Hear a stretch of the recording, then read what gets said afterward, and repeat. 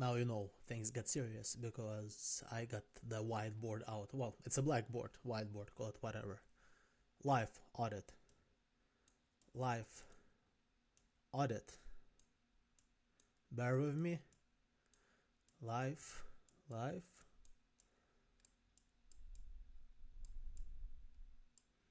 audit. What is life audit? Is for us to understand where you actually want to get in life. So we're not necessarily looking at everything in your past, which we do that too because it's a part of it. But the main thing is we're actually looking at where you want to get.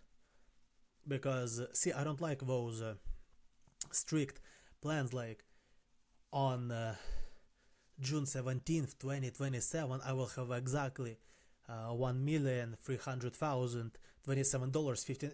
It's stupid, it's artistic, don't do that. But it's more about having a general image for life. Where do you want to live? What do you want to do? Etc. etc. So we can actually pick the direction. Again, we're not being autistic here. Counting cents, don't do that because it doesn't work. But we're trying to find the general direction and move towards that direction. So let's start. First, that's the maybe not most important one. You know what? That's the most important one. Where?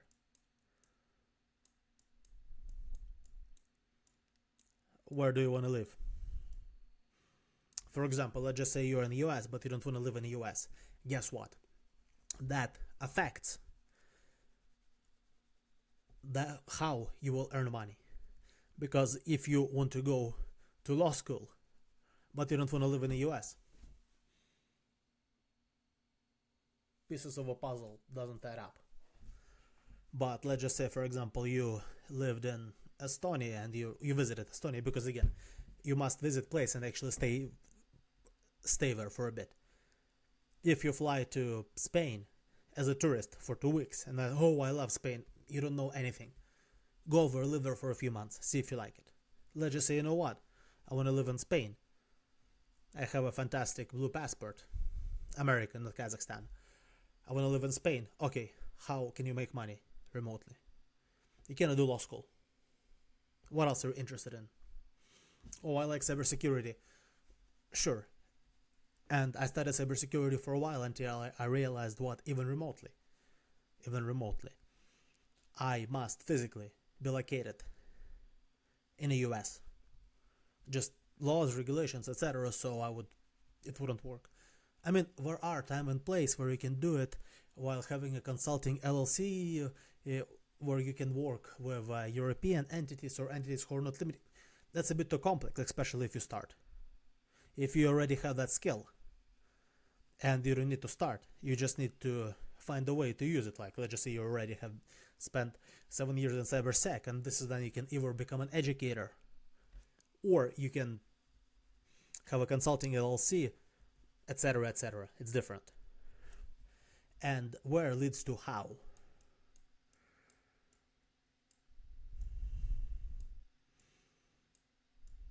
What is how? How is how you can actually get there. I already touched on that with essentially that's skipping me the profession, the skill. I give some examples, but the most important one is not just what you can potentially do, because you potentially can do a ton of stuff. It's more about how you can use your inner talents. Because guess what? For someone, cybersecurity, it's almost natural. They start playing with Kali Linux and they are geniuses. For some people, it's going to be a drag. And if you have to force yourself every day, it's not going to work. Of course, don't go the opposite direction, our typical American. I know with my accent it sounds funny. Our typical American. Then, do what you love and you wouldn't have to work a day. It is bullshit. It doesn't work like this. Sometimes you will have to do things you don't necessarily like. It's just part of it. But you can pick and choose what you tolerate more, what you tolerate less. You can pick and choose things you're naturally good at. Because when you do something, you're good at it and it's much easier. You enjoy it more. So no need to become a cybersecurity dude if it's not on you. Try it. Try don't go get a 4-year degree. Play in try Hack Me or Hack a Box, see if you like it. If it's not your thing, try something else. It's a bad example because copywriting on its own, copywriting is a useful skill. As a standalone, it's cooked, as young people are saying, and but it can be decent if, for example, let's just say you're an ad specialist, you're a talented media buyer, and you also have skills of copywriting and you know how to sell your stuff. That's another thing. Or you can be in sales, or you can create something of your own. A ton of things you can do. Again, it goes back to the actual plan of, you know what, I'm moving to Spain. How? The second, and it's kind of the part of a how, is when.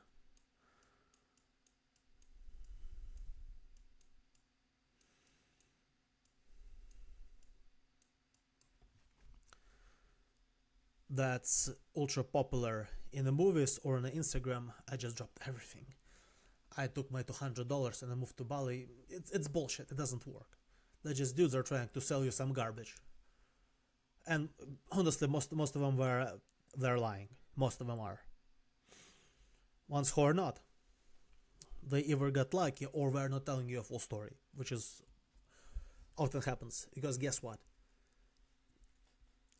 Dropping everything and moving without your own thing paying off, whatever it's a personal business, working remotely, Wi-Fi money, call it what, odds are you will run out of money, something will fail, you will have to come back. How do I know? It happened to me. And mind you, I already had remote money. It just wasn't necessarily enough because savings only last so much. Your own business or your remote work only brings you so much. So, when to bounce? Again, it's going back to a specific example of I am living in the US, I want to move to Spain. It's much more complex than that when it comes to your specific desires. So when? Let's say you decided to, I don't know, become a fantastic media buyer and you offer your media buying services, but you work a regular 9 to 5 with your business degree. Don't drop everything and fly across the world to Spain with $7,000 in your bank account. You will be back on your flight to the US in 2 months, period. However, let's just say you do your office deal and you make $3,000 after taxes. You can, if you're more risky, once and again, it's work on your office deal, do bare minimum to be productive and not get fired. The rest of the time, work on your own thing. And then you start, let's just say it's your W2. And then you start making $3,000 biz.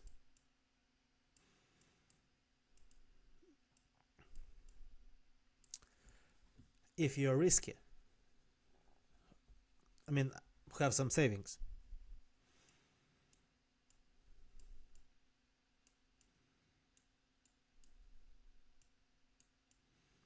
But if you're a risky dude, as soon as you hit exact amount and you have some savings, then you can move. You can say bye-bye, use your vacation pay, and you move.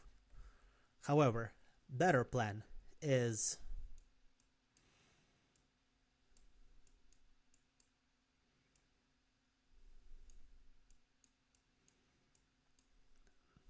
$6,000 biz. You make double of what your W2 brings. And $6,000 is not just double and you're in a much better position. It means the actual business model is very proven. And you have a fair amount of money to play with. Again, because that's a business. It has a much, again, not necessarily because W2 you can get fired easily because reasons. Business can fail too. But that's much more proven and you have much more money to operate with. And if you move in Spain, again, depending how you live, odds are if you live in a larger city, I don't know if you live in Seattle, but you move to Barcelona, odds are you will have much less expenses in Barcelona with more money. And this is there.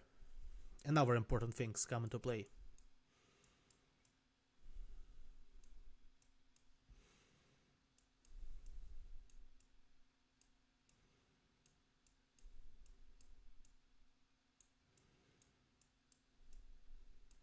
Don't waste all the money which come through.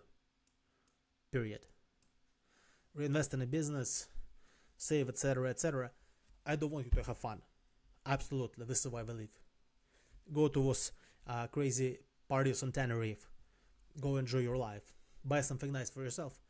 But again, don't make your 3K and the 3K in Seattle, 3K in Barcelona. Your 3K will go much farther, and 6K will go even farther. Don't start blowing through all of the 6K buying bottle service in Europe is much cheaper. Still, enjoy it. Don't think it will last forever. Set you up for success. Because let's just say you start making 6K and your 4K lifestyle will be very decent. Ideally less, because I can tell you you can enjoy your life for 2K. Again, I'm not sure how it is right now in Barcelona. I can talk for, let's just say, for me personally, I live in Tallinn, in Estonia.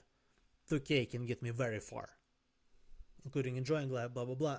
Not full blown baller alert, of course not, but pretty well.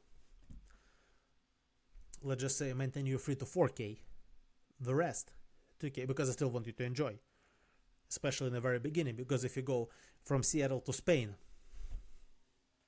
just try it yourself.